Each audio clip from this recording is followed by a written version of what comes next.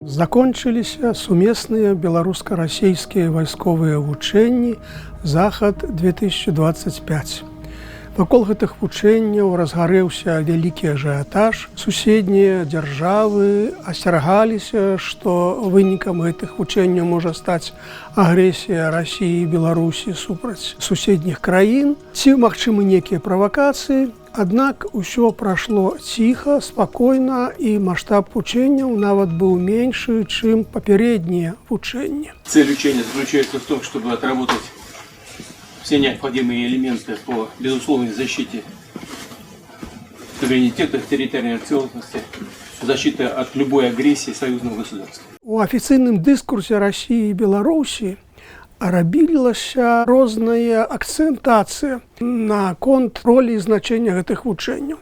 Калі ў расійскім дыскурсе дэманстравалася сіла, дэманстравалася пагрозы суседнім дзяржавам, казалі пра тое, што гэтыя вучэнні адбываюцца аж ад Барэнцавага мора да еўрапейскай часткі Расіі, то у беларускім афіцыйным дыскурсе наадварот усяляк імкнуліся прыменшыць маштаб гэтых вучэнняў, казалі пра тое, што адмыслова яны былі адсунуты ад мяжы, каб не правакаваць суседзяў.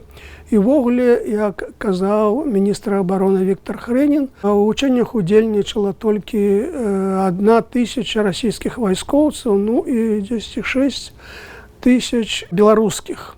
То бок, гэта нават менш, чым падчас папярэдніх вучэнняў. Гэта тлумачыцца тым, што афіцыйнаму Менску трохі дыскамфортна ад той ролі, якую вызначыў для яго Крэмль.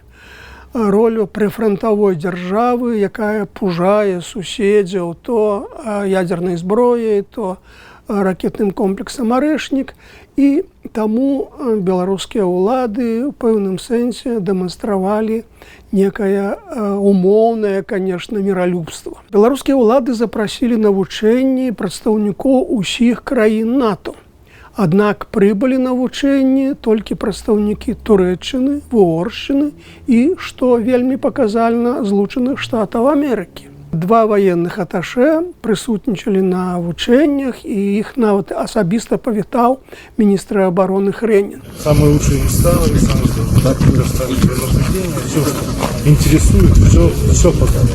Что хотите? Гэта сведчыць пра тое, што мы назіраем працэс агульнай нармалізацыі беларуска-амерыканскіх адносін, і гэтая нармалізацыя не зводзіцца толькі да трэку вызвалення палізняволеных. Напярэдадні вучэнняў Польша аб'явіла аб поўным закрыцці мяжы з Беларуссю. Прычым тлумачылі гэта тым, што напярэдадні вучэнняў ці падчас вучэнняў магчымы нейкія агрэсіўныя дзеянні з боку ўдзельнікаў вучэнняў, і каб іх прадухіліць, і закрылі мяжу. Вучэнні закончыліся, аднак мяжа не адчынена.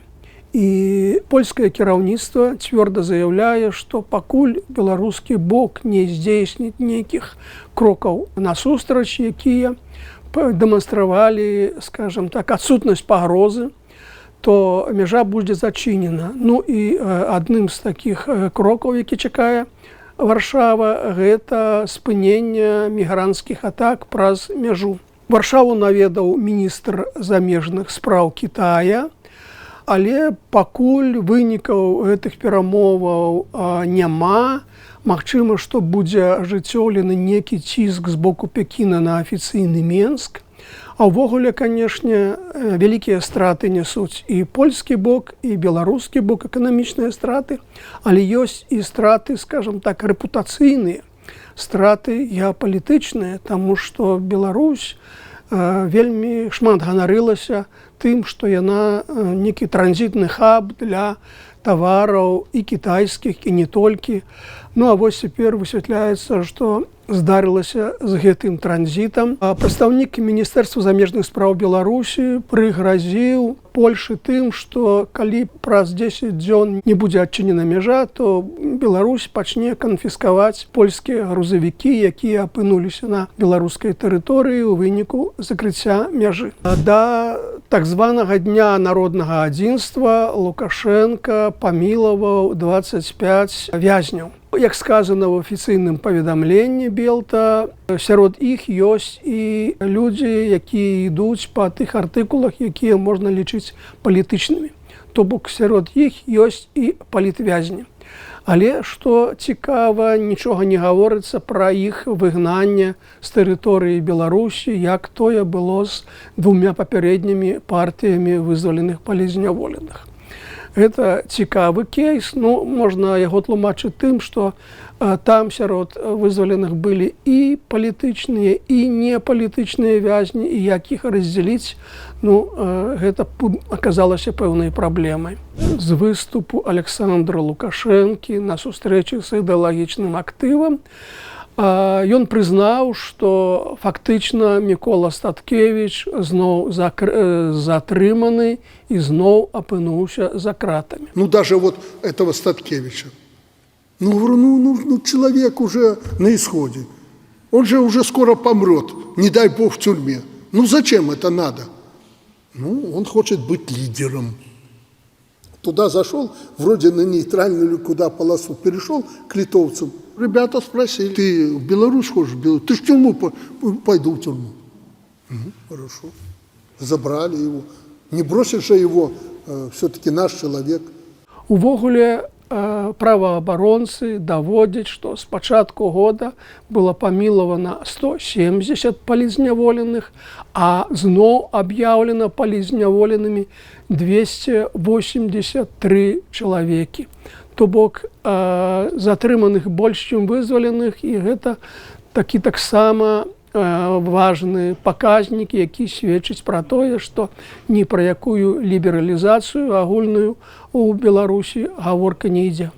Мікола Статкевіч у пэўным сэнсе паламаў той сцэнар, які быў вызначаны падчас апошняга візіту спецпрадстаўніка прэзідэнта ЗША Джона Коула у Менск, дзе, як можна зразумець з ягонага выступу, была дамоўлена некая вялікая здзелка, была прынята некая дарожная мапа, якая прадугледжвала скарачэнне ці адмена ці замарозка санкцый амерыканскіх у адказ на вызваленне і выгнанне з тэрыторыі Беларусі палізняволеных.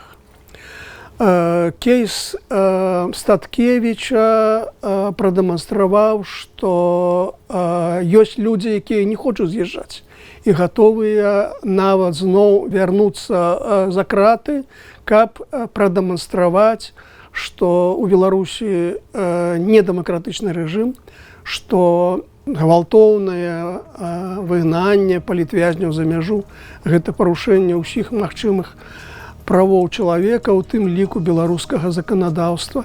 І дзеля таго, каб прадэманстраваць сваю непрыхільнасць, Мікола Статкевіч гатоў рызыкаваць сваім жыццём.